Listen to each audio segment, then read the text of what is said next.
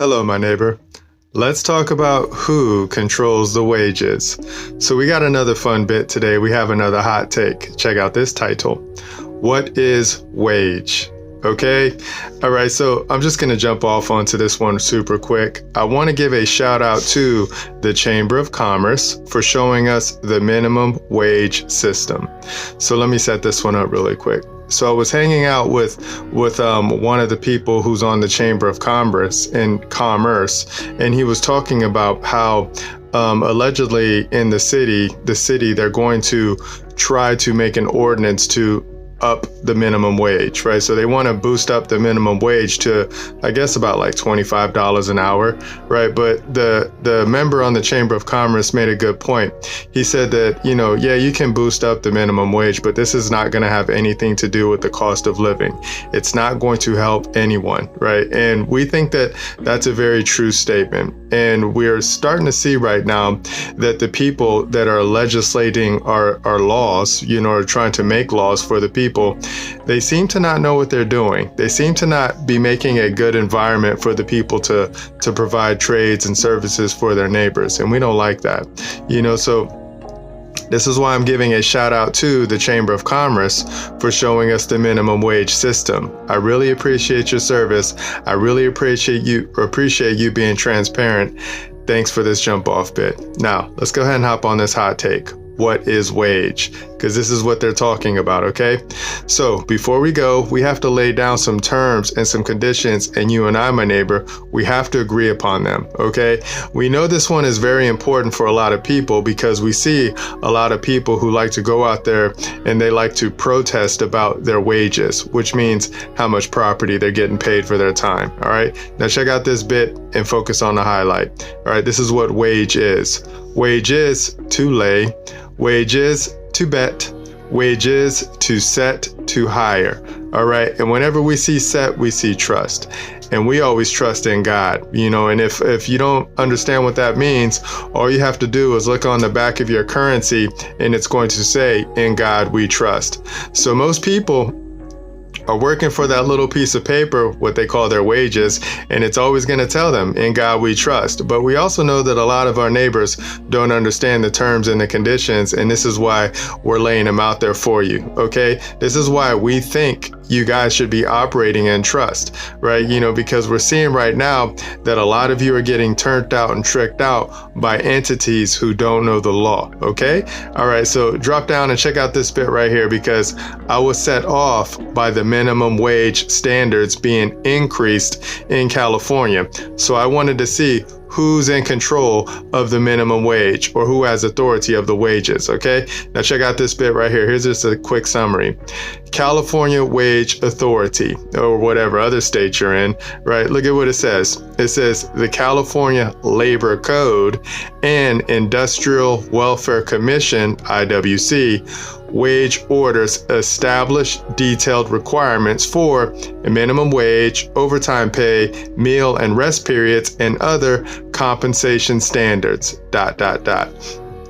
So right there, you're going to see it says the California Labor Code. All right. So if the California Labor Code is establishing requirements for minimum wage, who do they have authority over? All right, because the California Labor Code is legislative code, and legislative code, they only have authority over the creatures that they create. All right, they don't have any authority over we the people. I know a lot of the people that work in the government think that what we're talking about is theoretical, right? Because a lot of the people that we've been talking to in the government, some of them don't believe in the constitutions. They believe that it's a theoretical construct. And we're like, wait a minute, this theoretical construct created your position, right?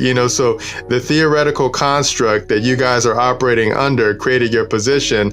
But when we, the people, present ourselves to you and we want to talk to you about the Constitution, then you say, yeah, it's hypothetical and theoretical, right? But we're like, well, wait, is that a hypothetical and theoretical paycheck that you get from the government? And it's just really fun, right?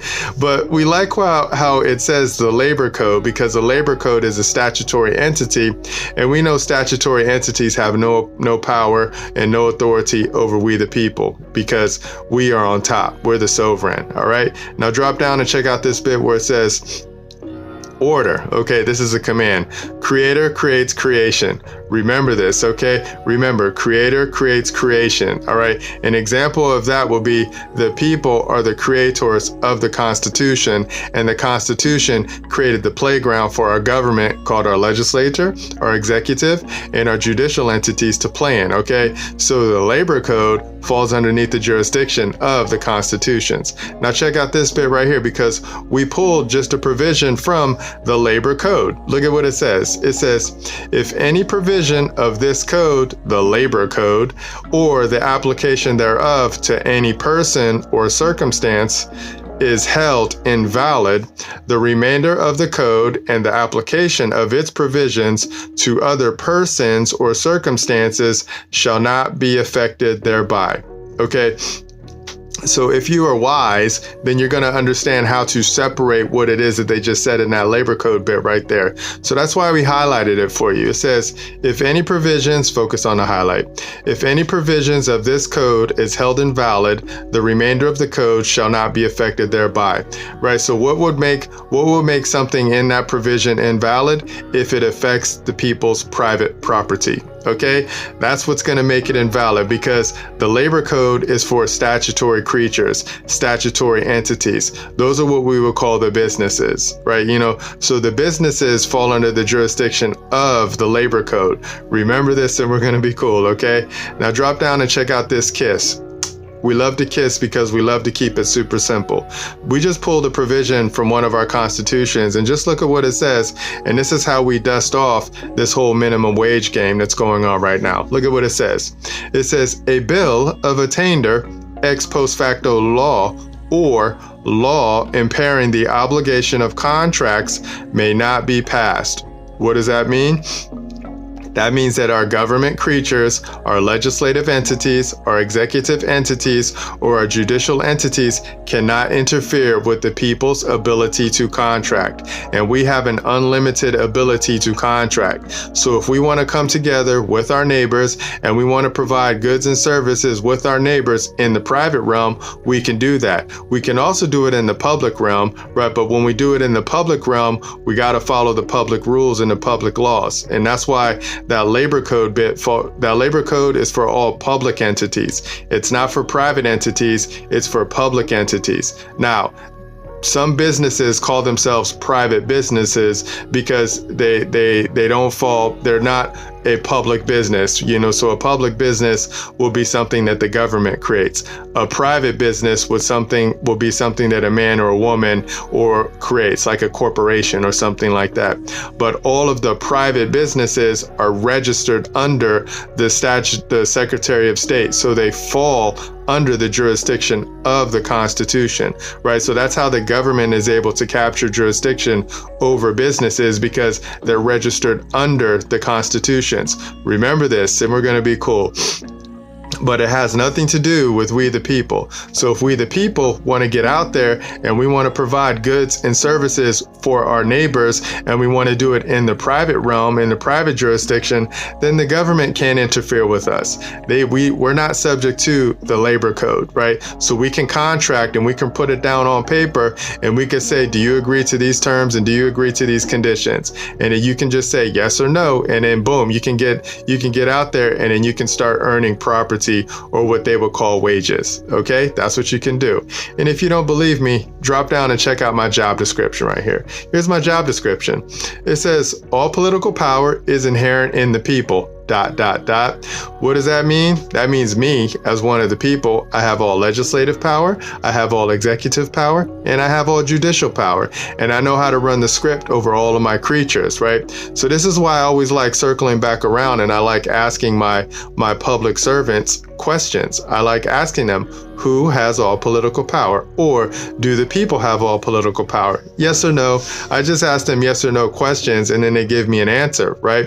And then once they give me an answer, then I bind them to that answer. And if they don't answer, then that means they've agreed to the terms and the conditions as written. So no answer is still an answer. And if you don't believe us, we'll test you in the court, okay? So just know that we, the people, we have an unlimited ability to contract, right?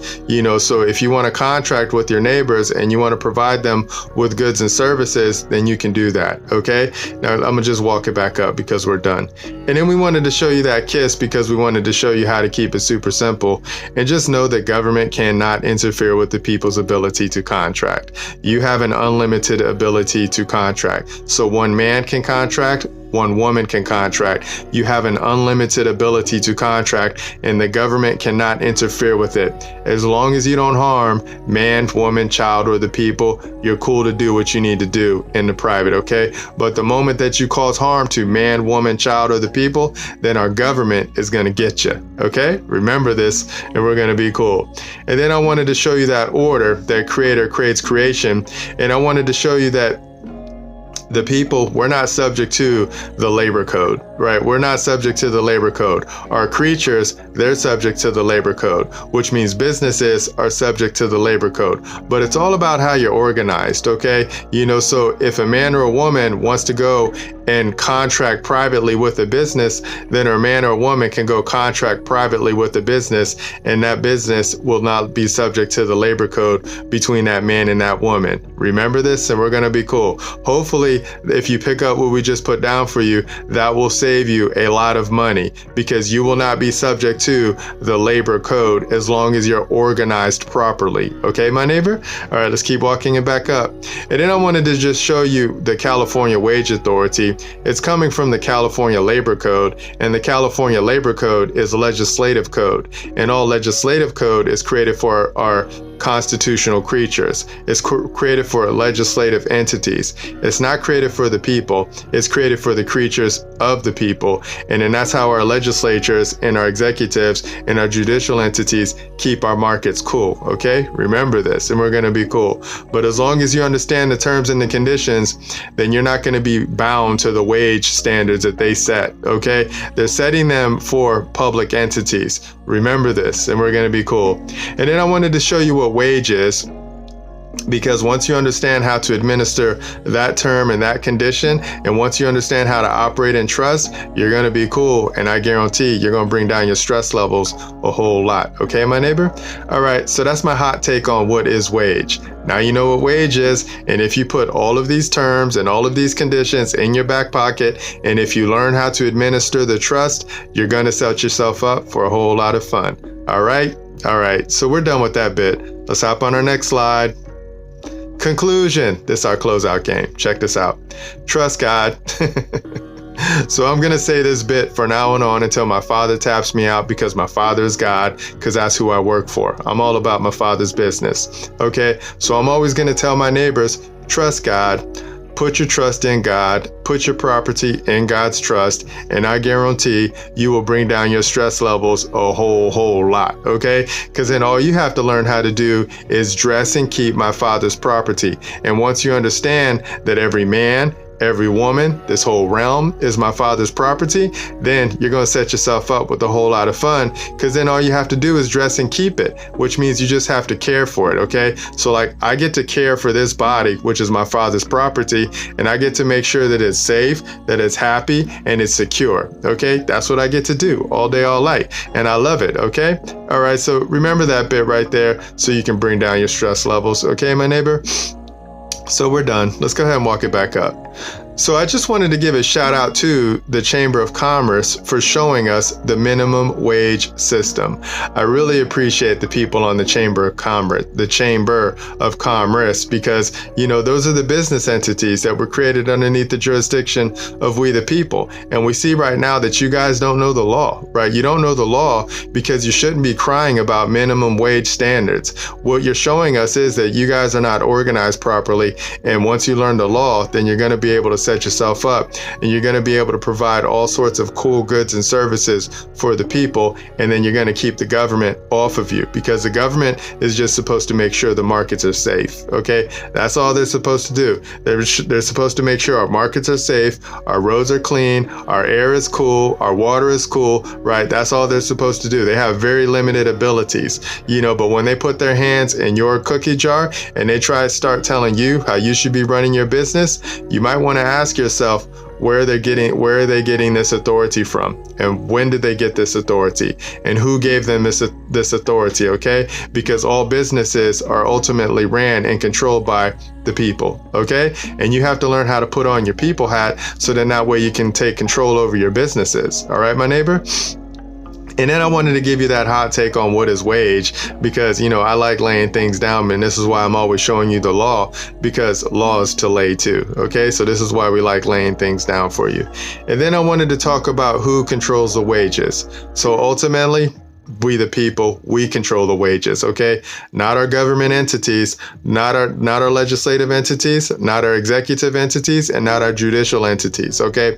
They only have authority over the creatures that they create, and we created them. Okay, so once you understand creator creates creation, this is not hypothetical, this is not theoretical, this is real, and this is practical. Okay, so once you understand how to run jurisdiction over your creatures that you create, you will bring down your stress levels a whole lot, my neighbor, and then you won't be worrying about the minimum wage standards anymore, okay? You'll be able to lift up your business's standards, because then you're going to be able to operate on a whole nother level, and you're going to be able to move super quick, okay? And then you're going to be able to provide our neighbors with the goods and services that they need, because you will contract with them in the private. Okay, when you contract with the people in the private, you have unlimited abilities, okay, as long as you don't harm the people. All right, so just learn how to contract in the private, so then that way you can put your teams in the private. All right, my neighbor, so